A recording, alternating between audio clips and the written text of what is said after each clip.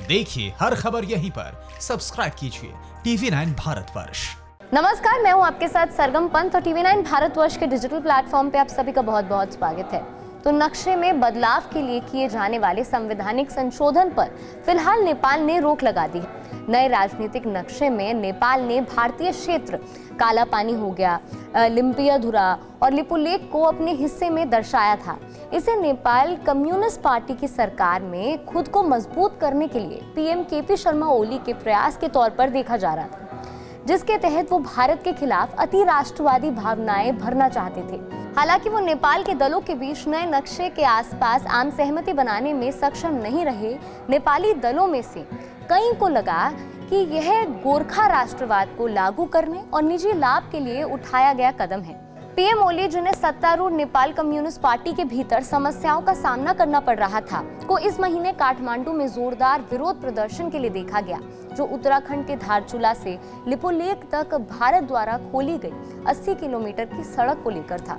उन्होंने इस जन भावना के मुद्दे का जवाब कुछ हफ्ते बाद एक नए राजनीतिक नक्शे के साथ दिया, जिसमें लिपुलेख और काला पानी को नेपाली क्षेत्र के हिस्से के रूप में दर्शाया गया। कैबिनेट की मंजूरी के एक दिन के भीतर जारी किए गए नक्शे में लिपुलेख, काला पानी और लिम्पियाधुरा को नेपाल के सुदूर पश्चिम प्रांत में ब्यास ग्रामीण नगरपालिका के हिस्से के रूप में दिखाया गया। इसके बाद पीएम ओली समर्थन प्राप्त करने के लिए संसद पहुंचे, लेकिन उनकी ये योजना तब धरी की धरी रह गई जब मुख्य विपक्षी दल नेपाली कांग्रेस ने स्पष्ट कर दिया कि केंद्रीय कार्य समिति के निर्णय के बाद ही वो इस पर अपना पक्ष रख सकती है। भारत ने भी नक्शा जारी किए जाने के बाद अपना विरोध दर्ज कराया था। भारतीय विदेश मंत्रालय ने कहा था कि ये नक्शा तथ्यों और ऐतिहासिक सबूतों पर आधारित नहीं है और इसमें भारतीय क्षेत्रों को अपने अधीन बताया गया है। वहीं सेना प्रमुख जनरल मनोज मुकुंद नरवणे ने नई दिल्ली में अपने आकलन के आधार पर बताया था कि विरोध किसी और के इशारे पर हो सकता है। इस दौरान उनका संदर्भ चीन से था।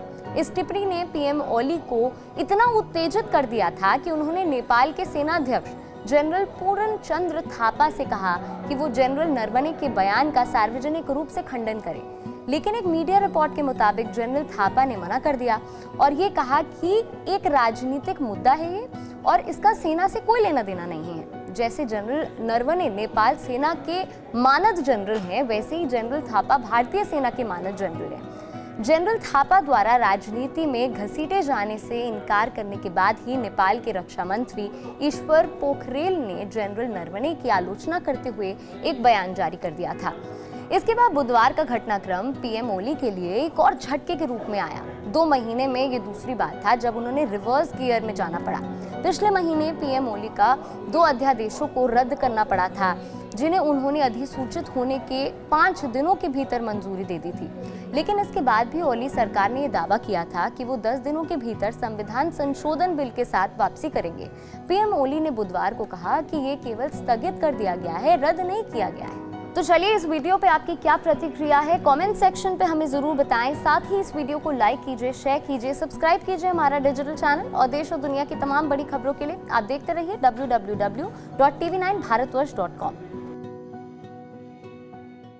परवाह देश की, सोमवार से शुक्रवार रात 10 बजे TV9 भारतवर्ष पर।